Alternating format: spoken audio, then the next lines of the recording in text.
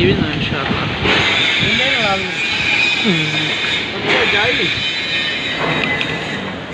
जाई